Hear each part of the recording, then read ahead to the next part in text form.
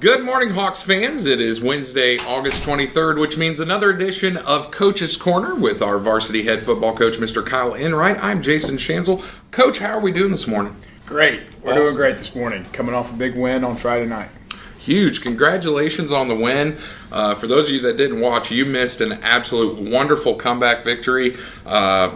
For those who did watch, they missed it as well. Exactly. Because it cut out with 30 seconds left. But about 3 seconds to go on the clock, we run it in with 6 seconds. Yep, 6 seconds left, run it in, and man, what a decision. Oh. I didn't want to be the one that had to make that decision. And thankfully he's the coach and you get to sit and watch him. But and what a great decision it was. So what went well Friday night for you guys? Well, not a lot offensively in the first half. If you've watched an NFL preseason game, sure. It kind of felt like that 2.5 quarters of offenses trying to feel each other out. So luckily our defense kept us in it, but we have some pretty good weapons at receiver and a really good quarterback in Bo, and we probably took a lot of shots early that maybe weren't warranted with the way they played their defense. So we got back to running the ball in the second half behind our big line, but we had great leadership up front by Javian and Nate, two senior offensive linemen that really kind of took the team by the reins at halftime, and Nate said some words and all positive and encouraging. Awesome. They stayed together, and you have 3 sophomore starters on the offensive line, and Caden Cole and Tyler Cooper, and then Big Al. Two of them playing in their first Friday night game on the road against a 6A, pretty good opponent on the defensive line. So it took some feeling out. But we only had 75 yards offense in the first half and then rallied for 200 yards in the second half. So it was a great second half. We ran the ball a little bit more and better. Gave Halbert Aguirre the ball a little bit more. Nice. But the ability to have a two-headed monster, so to speak, in the backfield with Casey Berry and Napo Dodo as our running backs, I think really was the factor offensively in the fourth quarter. We wore them down a little bit, and those two guys were still fresh on a night where, even though it wasn't extremely hot, we were still cramping and had guys playing both ways. Yeah. Those two guys stood out. But I'd say one of the biggest plays of the game was Chris Richmond, his long touchdown catch. Yeah. How he stayed on his feet is amazing. But Bo put it out there for him to go get it, and he made a play, double coverage, kind of got hit, put his hand down, and then darted into the end zone. So, just really good performances all around to stay together in the second half after a tough first half, which is great to see from a young team. But I was proud of the few seniors we do have kind of rallied us together and didn't let us give up. So that was great. Well, and I think also, too, to add to your point, it's not over until it's over. Yeah. And so, like you said, for the maturity or wise beyond their years or mature beyond their years, these younger guys, our quarterback's a sophomore. And we talked a little, before we started about how Bo Polson's decision-making, in my opinion, has leaped exponentially. And so a lot of those things, that he's doing are just things that are wise beyond his years, and it's really impressive and really great to see that. Absolutely. And he had some nerves early in the game. Yeah. He knows the weapons we have outside, so he was trying to get it downfield a little bit too much maybe, and that's a little bit play calling on our part and a little bit decision making on his part. But in the end, he led us on a great drive. When we get the defensive standouts, we'll talk about that last segment. But that last drive, he completed a big third down play to Carson Eisen on the sideline, and Carson made a great catch and just led us down the field, and then ultimately he's the one that ran it in behind Javian. So we've talked about offensive standouts quite a bit here just now. We talked about the O-line and how they progressed during the game and how Bo did and our running backs. And so let's talk about the defensive standouts. You kind of alluded to that. Who stood out defensively? Coach Gooden and his plan for sure stood out, and our kids following that plan and executing the plan, number one. Coach Gooden does a great job. Set to have a baby, his wife Mackenzie, on Friday, second baby, so we may be without him this game. But for good reason. Wish them the best, for great reason. But he had a great plan, and our defensive staff, so really proud of them. But then the hammers in the middle. 28 tackles between Steve-O and Albert was – impressive. But in order to have 28 tackles by your inside backers, you have to have some great play up front. And Coach Staten does a great job of getting guys ready. So we played 7 or 8 defensive linemen on a 3-man front.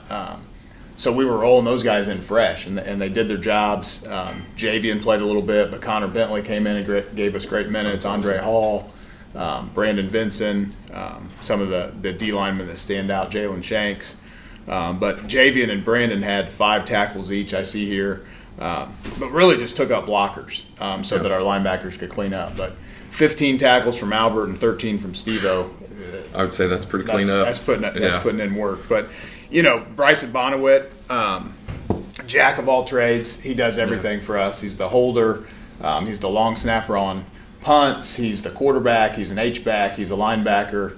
He won D-line player of the week because he plays kind of our king position that's a hybrid. But he was all over the field just doing Bonnie football things. So he had 9 tackles, 2 QB pressures. Wow. He caused a fumble. He recovered a fumble, I think, they tried to do a reverse, and he held on.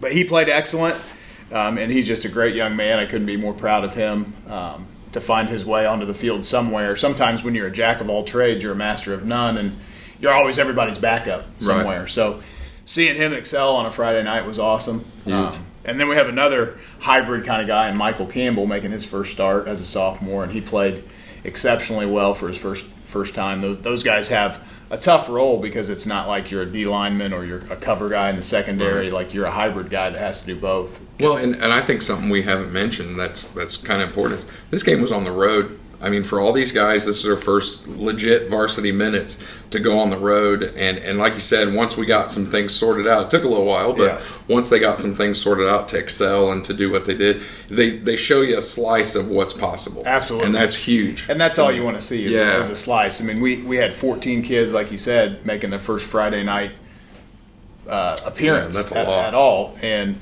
8 sophomore starters. So it was great to go on the road against a 6A school who's I wouldn't say a top 10 caliber 6A school, but still, I mean, they have a history and a good program. They're a good program, and so it was great to get that win. But then also in the secondary, I want to shout out a couple guys. Braden LaFollette, he is one of the returning guys that we do have back as a starter from last year, and he's just continued to improve and be a leader in the secondary. But he had 9 tackles. And is just a hammer coming down in the box and filling the alley. Couldn't be more proud of him. And then Kaz Hicks and Pharrell Carter on the outside with Erica Manfo coming in a little bit for Pharrell just kind of locked him down. I mean, number 8 was a really good receiver, and he only had 2 or 3 catches on the game. Yep. And a lot of that goes to our corners, and Coach Whitfield does a great job with them. But just playing lockdown corner, Kaz was amazing. And then Elijah Trammell, senior in the secondary, who has kind of waited his turn for 4 years to get on the field because he's had a lot of good players in front of him. And he came in and showed that he's ready and he's smart, and he had a very good game as well. So a lot of good standout performances on all sides of the ball, but special teams might be the biggest. Let's hear it. Biggest key. Vogel, 45-yard field goal. That kid is special. I can't say that enough, how special Ashton Vogel is. Yeah, he had 3 touchbacks out of 5. One of them he was kicking 15 yards behind, so you're not really going to get a touchback on that one. So really 3 out of 4 touchbacks. And whenever the opponent starts from their 20, it just the hidden yardage it saves, and it forces them to go 80 yards. So what a huge weapon that is. Coach Persecki does a great job working with him. But a 45-yarder, a 39-yarder, and 3 touchbacks. Just impressive. And then Blaine Gardner, who is our safeties coach, is our special teams coordinator, and he's done a great job this summer kind of emphasizing special teams more. We practice it every single day. Our kids buy into the plan, and he's got a great plan, and it was executed. We did have we blocked a punt, Michael Campbell, but we also had a punt blocked. So, evened out. Yeah, it evened out. We worked a little bit on that yesterday, but it was a great special teams performance all around, and really helped us win the game. Yeah, it was great to get a dub. For sure. I don't think a couple years from now people aren't going to look back and say, well, they only scored a touchdown at the end. And it's just a win, baby. Yeah. That's all that matters. And it felt like a little bit. It was a good pop in the arm, good shot. we had a lot of close games last year that ended the other way. For sure, that's huge. And so finishing and staying together as a team through adversity, down 14-3 in the fourth quarter and nothing's going right, to come back from that. Yeah, for just speaks volumes about our kids' character and belief in one another. And I think you said it earlier. It just goes to the kids buying into the to the game plan and their poise. And I felt like our defense did an amazing job of holding them at bay after that initial push by them to give us a chance to do that late. And absolutely. Yeah, I thought it was phenomenal to watch. So when we scored to make it 14-12, and this is kind of to me the series of the game, we scored to make it 14-12. There were 2 minutes and 32 seconds left on the clock. Somehow Coach Enright had saved all 3 of our timeouts, because that's very rare. Yeah. But to have 3 timeouts left with 2.5 minutes was big. Yeah. So I pat myself in the back for that one, because that doesn't happen very often. But our defense still had to go out there and stop them. Sure. 3 plays in a row. So first down, stop, timeout. Second down, they throw the ball for some reason, incomplete. So we don't have to burn our timeout. And then third down, we stop them and call a timeout. So they have to punt. We get the ball back with 1:59. So we give up 33 seconds for 4 plays to be run, and still had a timeout left to go down on that game-winning drive. So shout out to the defense. Yeah. Huge 3 and out for us. And then that last drive, the offense focused and went 60 yards and punched it in right at the end. And the way you've described it from the time we started this till now, I mean, it legitimately was an entire team effort. Like Absolutely. Everybody, coaching staff, the kids, offense, defense, special teams, everybody was involved, in this win. As a legit entire team win. No doubt. And that's what you love to see, especially week 1. All these things would have been good even with a loss. But it just feels so much better. Oh, yeah. There's no such thing as a bad dub, so we'll take it. All right. Well, I tell you what, Coach, we're going to talk to a couple of those defensive standouts you mentioned earlier, Halbert Aguirre and Stephen Oyatayo. We're going to talk to those guys here in just a minute. Awesome. So we're going to let you take off, and we'll get those guys in here, and we're going to kind of rack their brains a little bit and see what they thought about Friday night.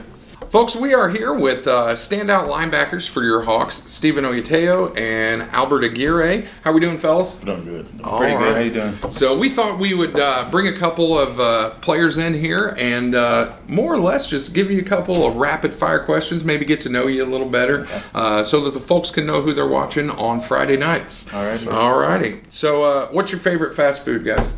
Fast food? Chipotle.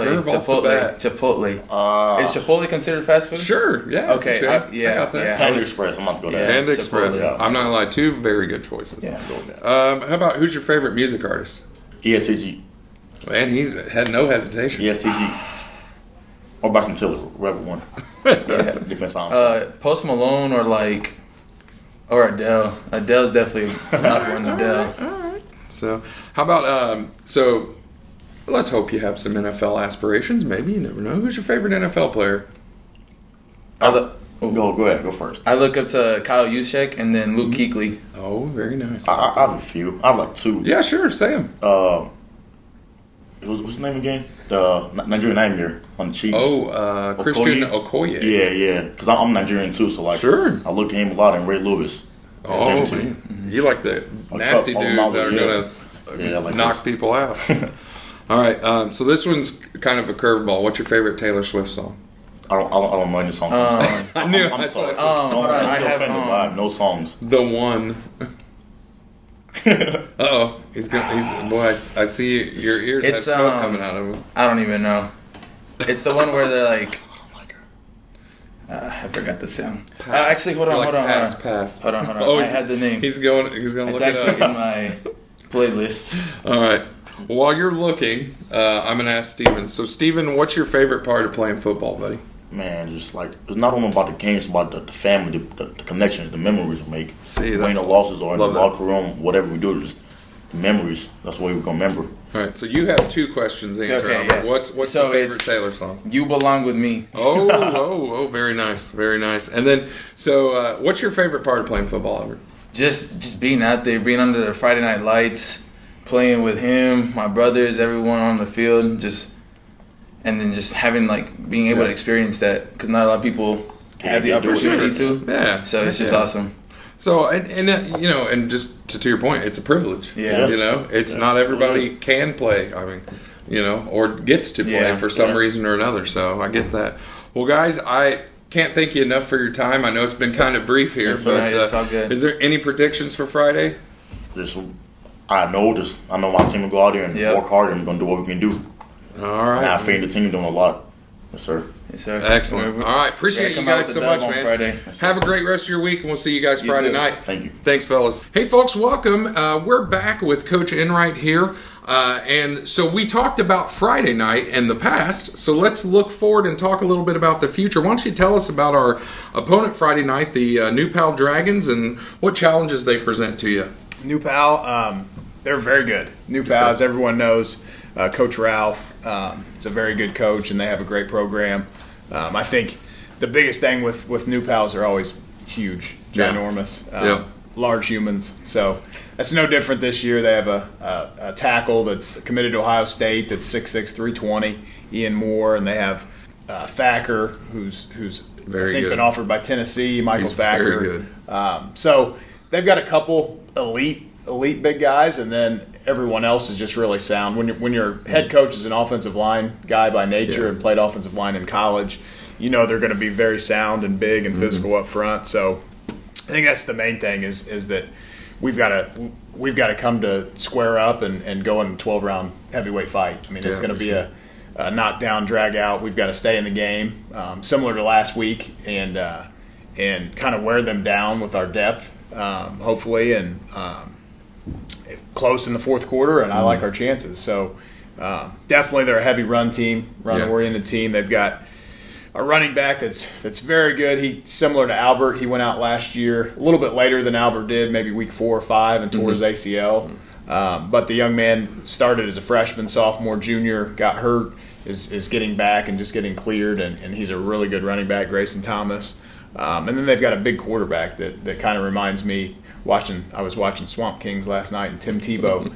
But he's just a big physical runner, probably 220 pounds, and so they'll run some zone read and give it to the running back, and the quarterback will keep it. So we got to be sound up front and physical up front to stop that running attack. And defensively, they play a similar defense to Cathedral with an odd stack, 3-3-5, and it's coached up really well.